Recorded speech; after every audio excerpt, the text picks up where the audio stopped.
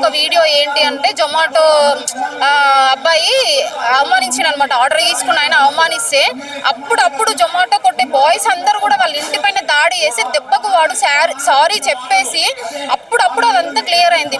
ఏ పెద్ద బిల్డప్ కోసం 2 లక్షల ఉద్యోగాలు వేసాను బిల్డప్ కొట్టిండి, ఇప్పుడు 2 లక్షలు లేవు, ఏమీ లేవు. So waste. 2034 కాదు కదా, వేస్ట్. నెక్స్ట్ టైం గెలవడు ఇది 100%. ఉయ్యలవాడల ఫుడ్ బాగాలేదని చెప్పి రోడ్డు ఎక్కిరు చిన్నపిల్లలందరూ కలిసి. ఎక్కితే చిన్న పిల్లలని కూడా చూడకుండా ఎత్తి వ్యాన్ లో పడేసి పోలీస్ స్టేషన్ సైడ్ ఉంచుకొని మళ్ళీ సాయంత్రం వదిలేసిండు. ముసలోళ్ళను అరెస్ట్ చేసిండు. ఫస్ట్ కాంగ్రెస్ గవర్నమెంట్ అంటేనే నిరుద్యోగులు అంటేనే Congress government. First Congress government form అయిందే నిరుద్యోగులందరూ కలిసి ఇంటింటికి పోయి ప్రచారం చేసి కాంగ్రెస్ గవర్నమెంట్ వచ్చింది. సో నిరుద్యోగులకు ఇచ్చిన ఒక్క హామీ కూడా కాంగ్రెస్ గవర్నమెంట్ నెరవేర్చలేదు. నిరుద్యోగులను నిలువున ముంచింది కాంగ్రెస్ గవర్నమెంట్. ఇప్పటికి 3 సంవత్సరాలు అవుతుంది. నిరుద్యోగులు ఎన్నో ధర్నాలు చేసిరు. ఎంతో మంది నిరుద్యోగులు కూడా చేసుకొని చచ్చిపోతున్నారు. అయినా కానీ కాంగ్రెస్ గవర్నమెంట్ అసలు కొంచెం కూడా రెస్పాండ్ అవ్వట్లేదు. దానికి తోడుగా కేసులు పెట్టించడము, అరెస్టులు చేయడము. ఆల్రెడీ ఈ రోజు ఇక్కడ నిరుద్యోగుల ఆవేదన సభ అరేంజ్ చేసిరు.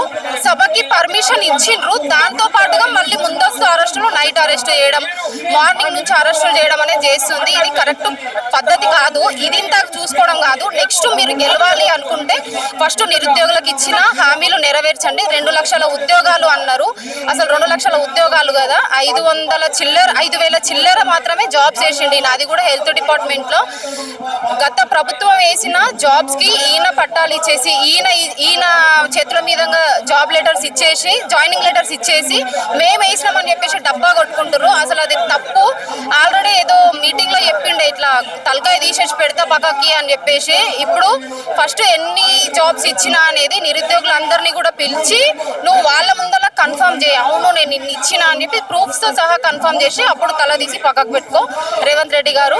So first of all June 2 వరకు 2 లక్షల ఉద్యోగాలు వేయండి. అనవసరంగా నిరుద్యోగుల ఉసురు అయితే పోసుకోకండి. నిరుద్యోగులు ఒకటే కాదు, వాళ్ళ పేరెంట్స్ కూడా చాలా బాధపడుతున్నారు.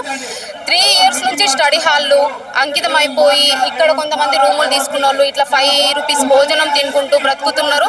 వాళ్ళ ఉసురు అనవసరంగా పోసుకోకుండా దయచేసి 2 లక్షల ఉద్యోగాలు వేయండి. అంటే ఇప్పుడు ఆయన ఎక్కడ చూసినా 2034 వరకు నేనే సీఎంగా ఉంటా, అన్ని మంచి చేసామనేసి చెప్తున్నారు కదా. ఏడో చూసినా జనాలు చూస్తూనే ఉన్నారు ఆయన ఏ మాత్రం మంచి చేస్తుండ అనేది. నిరుద్యోగులను ముంచిండు, రైతులని ముంచిండు, పింఛన్ ఇస్తని చెప్పి ముసలోళ్ళని ముంచిండు, చిన్న పిల్లల్ని కూడా ముంచిండు. ఆయన అసలు అరెస్ట్ చేయని వాళ్ళు ఎవరున్నారు? ఉయ్యలవాడల ఫుడ్ బాగాలేదని చెప్పి రోడ్డు ఎక్కిరు చిన్నపిల్లలందరూ కలిసి. ఎక్కితే చిన్న పిల్లలని కూడా చూడకుండా ఎత్తి వ్యాన్ లో పడేసి పోలీస్ స్టేషన్ సైడ్ ఉంచుకొని మళ్ళీ సాయంత్రం వదిలేసిండు. ముసలోళ్ళను అరెస్ట్ చేసిండు.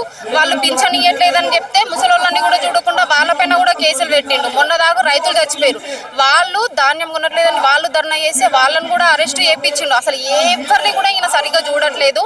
So waste. 2034 కాదు కదా, వేస్ట్. నెక్స్ట్ టైం గెలవడు ఇది 100%. అంటే 3 సంవత్సరాలు అయిపోయింది, ఇంకా ఉన్నది 2 సంవత్సరాలు. ఈ 2 సంవత్సరాలు మీకు న్యాయం జరుగుతుందని మీరు అనుకుంటారు? జరగదు. ఈ 3 సంవత్సరాలలో ఏం చేయనని 2 సంవత్సరాలు ఏం చేస్తాడు చెప్పు? ఆడికి ఈ నిరుద్యోగులు ఆగలేక వాళ్ళ బాధలు పట్టలేక ధర్నాలన్నా చేస్తే కనీసం నోటిఫికేషన్ చేస్తారన్న హోప్తో వీళ్ళందరూ ధర్నాలు చేస్తారు. కానీ అసలు నోటిఫికేషన్స్ వేయట్లేదు. చాలా మంది ఉసురు పోసుకుంటుండ్రు రేవంత్ రెడ్డి. ఇది కరెక్ట్ కాదు. దయచేసి నోటిఫికేషన్ అయితే వేయండి.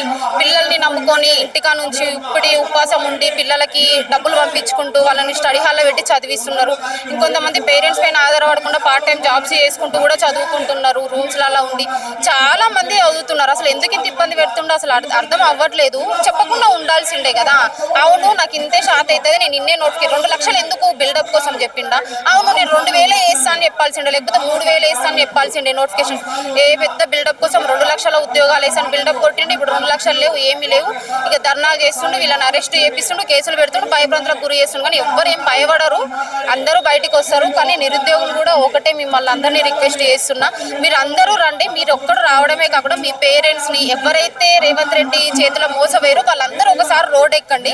మొన్న ఒక వీడియో ఏంటి అంటే జొమాటో అబ్బాయి అవమానించిన అనమాట. ఆర్డర్ తీసుకున్న ఆయన అవమానిస్తే అప్పుడు జొమాటో కొట్టే బాయ్స్ అందరూ కూడా వాళ్ళ ఇంటి పైన దాడి చేసి దెబ్బకు వాడు సారీ చెప్పేసి అప్పుడు అదంతా క్లియర్ అయింది. మీరు కూడా నిరుద్యోగులందరూ కూడా తెలంగాణలో ఉన్న నిరుద్యోగులందరూ కూడా రైతులు పిల్లలు ఫుడ్ బాగాలేక ఎంతమంది చచ్చిపోయారు దానిపైన ఒక్కసారి కూడా రెస్పాండ్ అవ్వలేడు. నిరుద్యోగులు ఎంతమంది చేసుకొని చచ్చిపోయారు, వాళ్ళపైన కూడా రెస్పాండ్ అవ్వలేదు. వీళ్ళందరూ కూడా ఎవరెవరైతే నష్టపోయారో రేవంత్ రెడ్డి వల్ల వాళ్ళందరూ కూడా ఒకసారి బయటకు వెళ్తే ఎందుకు జాబ్స్ రావు, ఎందుకు న్యాయం జరగదు? సో స్టడీ హాల్లో కూర్చొని చదువుతున్నారు, కానీ జాబ్స్ రావాలి కదా. ఒకసారి స్టడీ హాల్ నుంచి బయటకు రండి. ఇట్లాంటి సభలు పెట్టినప్పుడు అందరూ రండి. ఇక్కడ సభ పెట్టిరు, తిప్పి కొడితే 300-400 కంటే ఎక్కువ లేరు. కానీ చాలా మంది వీళ్ళ పొట్టకూటి కోసం ఏం కష్టపడట్లేదు కదా. అందరూ నిరుద్యోగుల కోసం కష్టపడుతున్నప్పుడు అందరూ నిరుద్యోగులు కూడా రావాలి.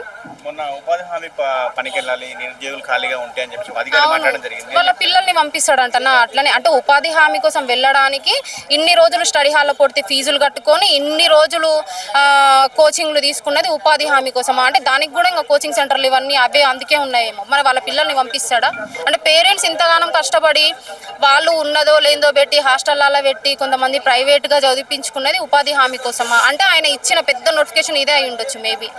అంటే అట్లా కలగంటున్నట్టున్నాడు మేబీ, కలగంటున్నాడు. అంటే నిద్ర పోయి మనం ఏదైనా సాధించలేనిది ఉంటే ఇట్లా సాధించాలని కనీసం పగటి కలలన్నా ఆనందపడతాం కదా. సో ఆయన కూడా 2034 వరకు ఉంటా అనేసి కలగంటుండు అంతే. అది వేస్ట్. హామీలు ఇచ్చాము, రైతు బంధు ఇచ్చాము, రుణమాఫీ చేసినాము, ఫ్రీ బస్ ఇచ్చినాము, చాలా చెప్తున్నారు. ఏం చెప్తారు? ఫ్రీ బస్లా డైలీ గొడవ. నేను మామూలుగా హైదరాబాద్ నుంచి ఊరు వెళ్తా, ఊరు నుంచి హైదరాబాద్ వస్తా, బస్సులోనే వస్తా.